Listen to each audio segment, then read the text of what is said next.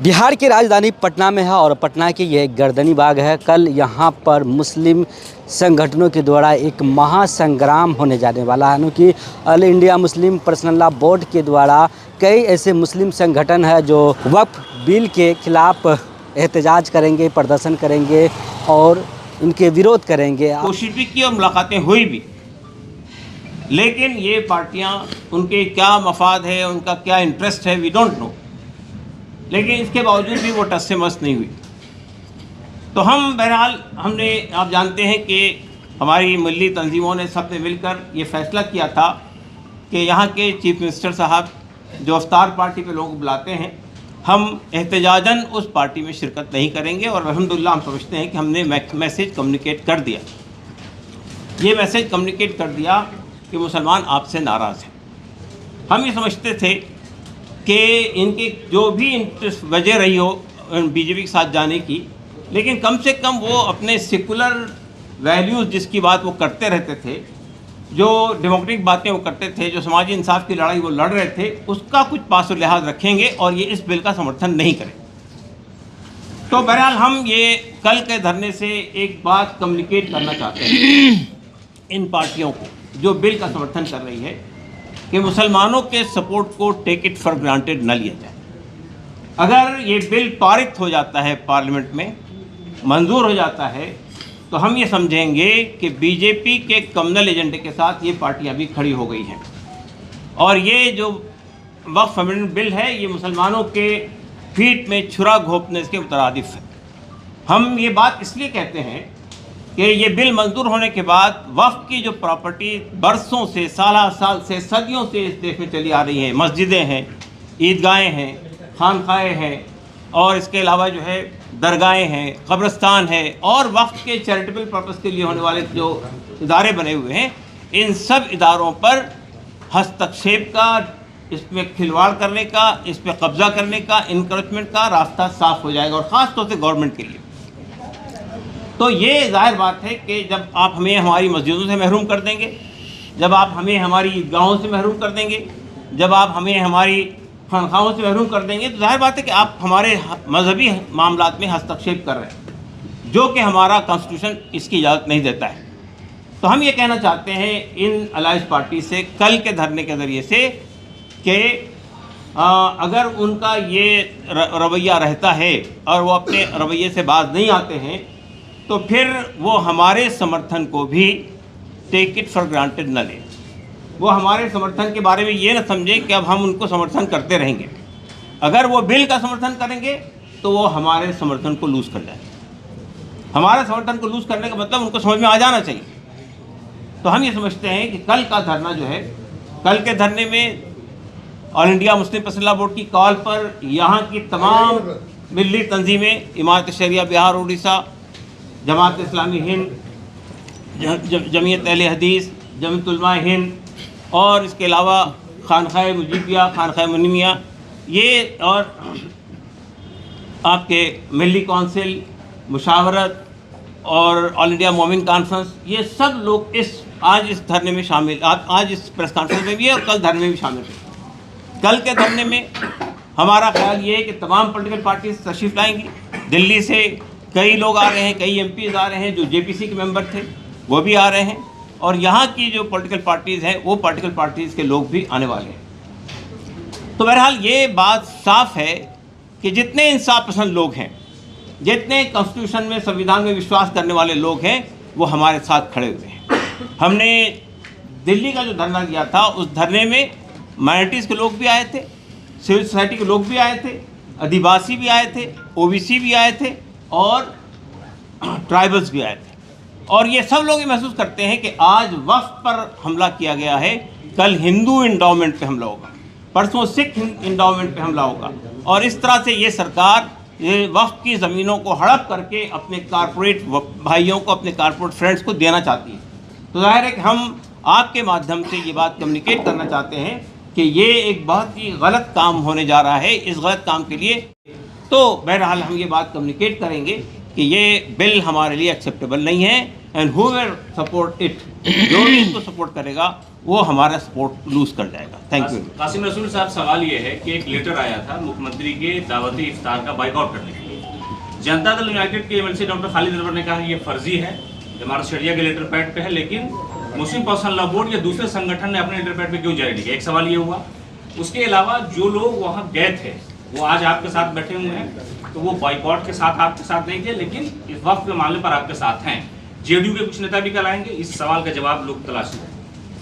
देखिए, एक बात यह है कि ये जो फैसला था बाइकआउट का, ये यूनानिमस फैसला था। ये सब जो लोग यहाँ बैठे हैं इन सब की मीटिंग में लिया गया था और उसमें पर्सनल लॉ बोर्ड भी शामिल है। फैसला किस ज़रिए से कम्युनिकेट हुआ, कैसे हुआ, इससे बहस नहीं है। We don't have any dispute, हमारे दरमियान कोई डिस्प्यूट नहीं है कि हमारा ये एक यूनानिमस फैसला था कि नीतीश कुमार जी के अफ्तार पार्टी में हमारे लोग नहीं जाएंगे। और उसकी वजह ये थी कि हमारे तमाम मना करने के बावजूद भी वो उनकी पार्टी बिल का समर्थन कर रही है। तो हमने एहतजाजन, ये दिस वाज आवर प्रोटेस्ट, तो हमने उनको इफ्तार पार्टी में पार्टिसिपेट नहीं किया। सर, आपने क्या नीतीश कुमार जी से मुलाकात की थी? उनसे क्या बातचीत हुई थी? क्या उन्होंने कोई एश्योरेंस दिया था आप लोग को? देखिए, नीतीश कुमार जी से जहाँ तक पर्सनल लॉ बोर्ड का ताल्लुक़ है, पर्सनल लॉ बोर्ड ने कई लेटर्स लिखे मुलाकात के लिए, उन्होंने मुलाकात नहीं की। लेकिन हमारे यहाँ जो तंजीमें बैठी हैं, इन लोगों की मुलाकातें उनसे हुई है और उन्होंने बहुत स्पष्ट तौर पे ये बात उनके सामने रखी है कि ये बिल हमारे लिए एक्सेप्टेबल नहीं है। द इंटायर मुस्लिम कमेटी, ये एक दो की बात नहीं है, पूरी मुस्लिम कम्युनिटी इस बात पर सहमत है। आपके कश्मीर से लेकर आपके तमिलनाडु तक के, हाँ, पूरी मुस्लिम कम्युनिटी सहमत है कि ये बिल वक्फ की प्रॉपर्टी को तबाह करने के लिए लाया गया है। अच्छा, कई लोग ये भी मान रहे हैं कि इमारत शरिया जैसे या धार्मिक संगठनों को राजनीति में नहीं आना चाहिए। जैसे इफ्तार को लेकर आप लोगों ने बाइकआउट की बात कही, इस पर जेडीयू के कई नेताओं ने कहा कि धार्मिक संगठनों को कम से कम राजनीति से दूर रहना चाहिए। धार्मिक संगठन राजनीति से दूरी हैं, लेकिन जब आप हमारे हुकूक पर हमला करेंगे तो हमें अपने एहतजाज करने का हक तो है ना, संविधान ने दिया है। इसमें क्या गलत बात है? ये हमारा संवैधानिक अधिकार है। कल के धरना और 29 तारीख के धरना पर अगर नायडू और नीतीश नहीं सुनते हैं तो आप ऐलान करेंगे मुसलमानों को चुनाव में कि इनको वोट मत देना? इसके अलावा और कोई रास्ता नहीं है। बिल्कुल करेंगे, इसलिए कि भाई आप मुझे ये बताइए ना, मैं तो ये बात स्पष्ट तौर पे कही है ना कि जो लोग बिल का समर्थन करेंगे वो हमारा समर्थन लूज करेंगे। इसमें क्या बात है? This is obvious. बिल तो अभी पारित ही नहीं हुआ है। तो अभी नीतीश कुमार ने जो बातें कही, आप कह रहे थे मीटिंग में, उन पर भरोसा भी नहीं है, बिल्कुल नहीं आप भरोसा। देखिए, बिल जेपीसी में पेश हुआ, जेपीसी में नीतीश कुमार के लोग भी मौजूद थे। बिल पार्लियामेंट में पेश हुआ था, जब उस वक्त में नीतीश कुमार की पार्टी ने, नायडू की पार्टी ने बिल पेश करने में सपोर्ट किया था, सिर्फ अपोजिशन ने उस पर इतराज़ किया था, इसलिए जेपीसी बनी। दूसरी बात ये कि जेपीसी के अंदर भी जो अलाइज थे वो बीजेपी के साथ खड़े थे, अपोजिशन के साथ नहीं खड़े थे। तो अब क्या होने वाला है? हम तो यही बात कह रहे हैं ना, हमने ही नहीं कह रहे कि हमने अब सपोर्ट करेंगे या नहीं करेंगे। हम तो उनसे ये कह रहे हैं कि वो सपोर्ट नहीं करना चाहिए है। बहुत विस्तार से हमने अपनी बात आपके सामने रखी थी। आज की जो प्रेस कॉन्फ्रेंस है वो दरअसल कल हमारा जो बड़ा धरना स्थल पर हो रहा है, अलामती धरना स्थल पर जो धरना हो रहा है, उस धरने की ज़रूरत क्यों पड़ी और उस धरने से हम क्या मैसेज देना चाहते हैं, ये बात हमारे सामने रखना चाहते हैं।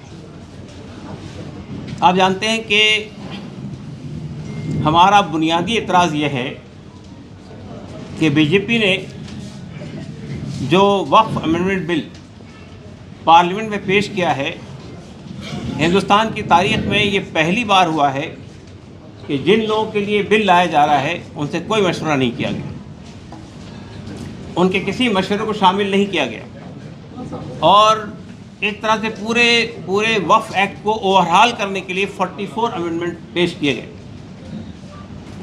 हम ये समझते हैं कि जब अपोजिशन पार्टीज़ ने इस पर हंगामा किया पार्लियामेंट में, तब जाकर जेपीसी बनाई गई और जेपीसी ने पिछले अगस्त से लेकर जनवरी तक जब उसने फाइनली अपनी रिपोर्ट पेश की, जिस तरह से पूरी कारकर्दगी की, वो लोकतंत्र के इतिहास पे एक बदनुमा दाग है।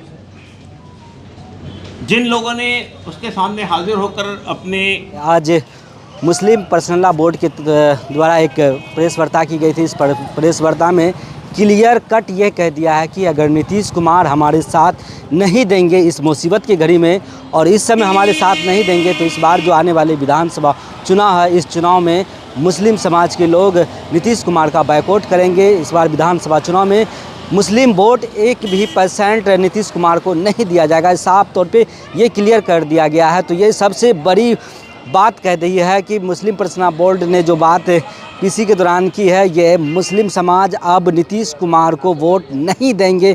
एक तरफ सेक्युलर कहने वाले नीतीश कुमार अभी सेक्युलर से जिस तरह से बिहार के देश के वज़ीर आला माननीय प्रधानमंत्री नरेंद्र मोदी जी के द्वारा एक काला बिल लाया गया है वक्फ बिल के खिलाफ। उस बिल में कई ऐसे कानून लागू किए जाएंगे जिसमें मुसलमानों का जो खानकाह है, मस्जिद है, मदरसा है, कब्रिस्तान है, इन चीज़ों में गैर नन मुस्लिमों को इसमें उनके रहनुमा ही बनाएंगे। तो इन चीज़ों को लेकर काफ़ी मुस्लिम समाज जागरूक हो चुके हैं। तो सबसे बड़ी बात तो यह है कि मुस्लिम समाज अगर मुस्लिम लोगों के एक बीत ज़मीन अगर कोई भाई कब्जा कर लेते हैं तो वहाँ पे लग रहा है खूनी संग्राम, माहौल ख़राब हो जाते हैं। लेकिन यहाँ वक्फ की ज़मीन को हड़पने की साजिश रची जा रही है। वक्फ की ज़मीन को हड़पने के लिए काला कानून लाया गया है। इसके लिए क्या मुस्लिम समाज के लोग इस पे आवाज़ नहीं उठाएंगे? क्या इनके लिए जो all India Muslim personal law board इनके खिलाफ धरना प्रदर्शन कर रहे हैं, एहतजाज कर रहे हैं, क्या इनको सपोर्ट नहीं करेंगे? अगर आप लोग एतराज़ात पेश किए थे, उनको कंसिडर नहीं किया गया। तकरीबन 5 करोड़ की तादाद में ईमेल भेजे गए थे, उनको कंसिडर नहीं किया गया। और जो अपोजिशन पार्टीज़ के जो मेंबर हैं उन्होंने जो बातें रखी, जो सजेशन दिए 44 अमेंडमेंट पे, उसको कंसिडर नहीं किया गया। फिर किस मकसद के लिए जेपीसी बनाई गई? तो जेपीसी ने एकतरफा तौर पे कार्रवाई की और अपनी रिपोर्ट पेश कर दी। हमारा कहना यह है कि ये बिल सांप्रदायिक बुनियादों पर लाया गया है, ये बिल डिस्क्रिमिनेटरी है, ये बिल कॉन्स्टिट्यूशन में दिए गए जितने तहफ़्फ़ुज़ात हैं, जितने फंडामेंटल राइट्स हैं माइनॉरिटीज़ के लिए, उन सब के ख़िलाफ़ है। और ये बिल बजाय ये बता रही है बीजेपी कि ये ट्रांसपेरेंसी लाने के लिए, ये बिल जो है वक्फ की जायदादों से आमदनी हासिल करके गरीबों में तकसीम करने के लिए लाई गई है। इस तरह की कोई बात इस तरमीम में कहीं नहीं है। इसके बरक्स किस तरह से वक्फ बोर्ड को, सेंट्रल वक्फ काउंसिल को कमज़ोर किया जाए, उसके तमाम प्रोविजंस उसके अंदर मौजूद हैं। तो हम ये समझते हैं, उस बिल पे हम बात नहीं करेंगे। हमारा बात कहने का मकसद ये है कि हम ये समझते थे कि जो बीजेपी की अलाइज पार्टीज़ हैं, अलाइज पार्टनर्स हैं, हलीफ पार्टियां हैं, वो पार्टियां कम से कम इस सांप्रदायिक, डिस्क्रिमिनेटरी और कॉन्स्टिट्यूशन के ख़िलाफ़ लाए जाने वाले बिल का समर्थन नहीं करेगी। और हमने इन पार्टियों से मुलाकात की कोशिश भी की और मुलाकातें हुई भी, लेकिन ये पार्टियां, उनके क्या मफाद है, उनका क्या इंटरेस्ट है, वी डोंट नो। लेकिन इसके बावजूद भी वो टस से मस नहीं हुई। तो हम बहरहाल हमने, आप जानते हैं कि हमारी मिली तंजीमों ने सब ने मिलकर ये फ़ैसला किया था कि यहाँ के चीफ मिनिस्टर साहब जो अफ्तार पार्टी पे लोग बुलाते हैं, हम एहतजाजन उस पार्टी में शिरकत नहीं करेंगे। और अल्हम्दुलिल्लाह हम समझते हैं कि हमने मैसेज कम्युनिकेट कर दिया, ये मैसेज कम्युनिकेट कर दिया कि मुसलमान आपसे नाराज़ हैं। हम ये समझते थे कि इनकी जो भी इंटरेस्ट वजह रही हो बीजेपी के साथ जाने की, लेकिन कम से कम वो अपने सेकुलर वैल्यूज़ जिसकी बात वो करते रहते थे, जो डेमोक्रेटिक बातें वो करते थे, जो समाजी इंसाफ की लड़ाई वो लड़ रहे थे, उसका कुछ पास और लिहाज रखेंगे और ये इस बिल का समर्थन नहीं करें। तो बहरहाल हम ये कल के धरने से एक बात कम्युनिकेट करना चाहते हैं इन पार्टियों को जो बिल का समर्थन कर रही है, कि मुसलमानों के सपोर्ट को टेक इट फॉर ग्रांटेड न लिया जाए। अगर ये बिल पारित हो जाता है, आना चाहते हैं तो कल यही वो जगह है जहाँ पे हज़ारों की हज़ार संख्या में मुस्लिम समाज के लोग पहुँचेंगे और वक्फ बिल के ख़िलाफ़ यहाँ पे एहतजाज करेंगे, प्रदर्शन करेंगे। ये वही जगह है। और इधर भी बोर्ड है, इधर भी है, ये गर्दनी बाग है। इसमें करीब 5 से 10 हज़ार लोग यहाँ पे मुश्किल से अटेंगे, लेकिन बाद बाकी जितने भी लोग आएंगे उन लोगों से अपील है, वो दरख्वास्त है कि आप लोग सवेर 6 से 8 बजे तक यहाँ पहुँचने की कोशिश करेंगे ताकि आप लोग को भी जगह मिल सके लगेंगे। लेकिन जैसे ही लोगों की तादाद यहाँ पे बढ़ते रहेंगे तो गेट को लॉक कर दिया जाएगा, फिर भी आप लोग को आने का कोई फ़ायदा नहीं मिलेगा। तो आप लोग से ज़्यादातर अपील है कि आप लोग सवेरे में आए और बहुत हज़ारों की हज़ार संख्या में जैसे मधेपुरा, सहरसा, सुपौल, पूर्णिया, अररिया, कटिहार सभी सीमांचल के इलाके से लोग पहुंचने की कोशिश करेंगे और यहाँ पे अपने उलमा इकराम, कई ऐसे दानिश्वर